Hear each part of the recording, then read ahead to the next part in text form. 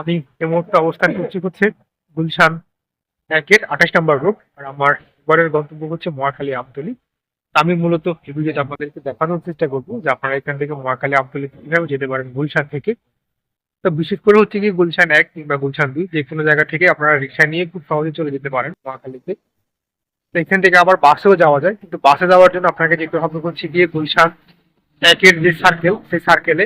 আর বাসে করে গেলে সময় একটু বেশি লাগে, তার জন্য আমি এখন একটা রিক্সা নিলাম। আর আমরা রিক্সা দিয়ে এখন রওনা দিব হচ্ছে মহাখালী আমতলীর উদ্দেশ্যে। এখান থেকে ভাড়া রাখা হচ্ছে 50 থেকে 60 টাকা। 60 টাকা দিয়েই নিলাম। আমরা মধ্যে রিক্সায় উঠে বসলাম আমি, আর যাচ্ছি হচ্ছে মহাখালী। আর সত্যি বলতে গুলশান থেকে মহাখালী খুব বেশি দূরে না। এখান থেকে সর্বোচ্চ সময় লাগবে হয়তো আমাদের 10 থেকে 15 মিনিট বা 20 মিনিট, বেশি লাগার কথা না। আর রাস্তায় জ্যাম থাকলে সেটা হচ্ছে ভিন্ন কথা, এইদিকে জ্যামও খুব একটা বেশি থাকে তাও না। তো আমি বলতে একটা রিক্সা নিয়ে চলে যাচ্ছি হচ্ছে যে মহাখালীতে। আর সামনেই হচ্ছে কিন্তু আমাদের গুলশান সার্কেল, গুলশান 1-এর সার্কেল। তো আমরা মেইন রোডে উঠতে হবে আর কি এখান থেকে। তো যেমনটা বললাম, আমি মূলত আজকে আপনাদেরকে দেখানোর চেষ্টা করছিলাম যে আমি আসলে কিভাবে যাচ্ছি হচ্ছে গুলশান 1 থেকে মহাখালীতে। আমরা এই মুহূর্তে কিন্তু মেইন রোডে চলে আসলাম। আর এখানে কিন্তু ঠিক রাস্তার ডান পাশে কিন্তু নৌকা রয়েছে। আপনারা যদি কখনো প্রথমবারের মতো গুলশান 1-এ আসেন, আপনারা চাইলে কিন্তু নৌকা দিয়েও ঘুরতে পারেন।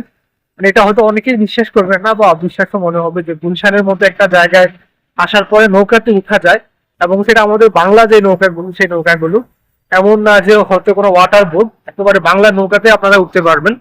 আমি যদি একটু দেখাই, ঠিক রাস্তার অপর পাশে হচ্ছে সেই নৌকাগুলো। ওই পাশে স্পিড বোটও আছে। হ্যাঁ, স্পিড বোট। রামপুরা রামপুরা যাওয়া যায়। হ্যাঁ, স্পিড বোট আমি গেছি তো অনেকবার। তো ঘোরার জন্য আসলে গুলশানে অনেকগুলো ইয়া রয়েছে, যার মধ্যে আমি এই নৌকাগুলো দেখার পরে আসলে আমার কাছে খুব ইয়া মনে হচ্ছিল যে গুলশানের মতো একটা জায়গাতে এখনো নৌকা দিয়ে চলাচল করা যায়। আচ্ছা, এখানে যে পাশে যে বস্তি, বস্তিটার নাম কি? করাল বস্তি। এই করাল বস্তিতে আসলে যারা থাকে, করাল বস্তির লোক যদি হচ্ছে গিয়ে এই নৌকা দিয়ে তারা আসা যাওয়া করে, তাদের যাতায়াতের জন্য নৌকাটাই হচ্ছে অনেক ভালো। আমি এটা নিয়ে অন্য কোনো ব্লগে আপনাদেরকে দেখানোর চেষ্টা করবো ইনশাআল্লাহ।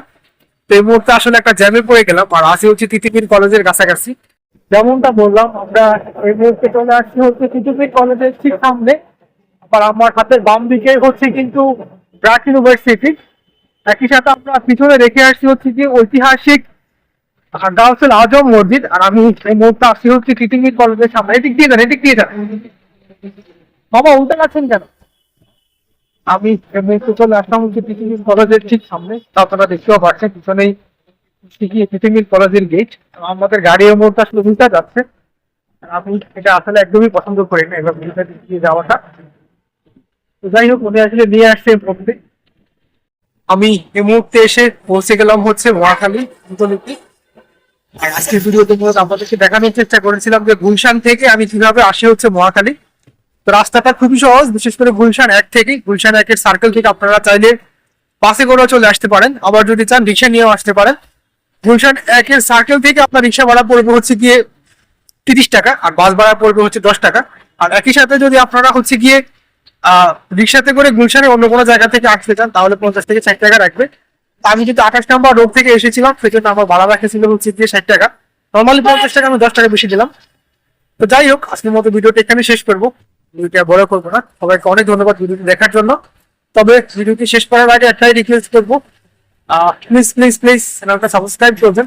আর অবশ্যই অবশ্যই ভিডিওতে লাইক কমেন্ট করবেন।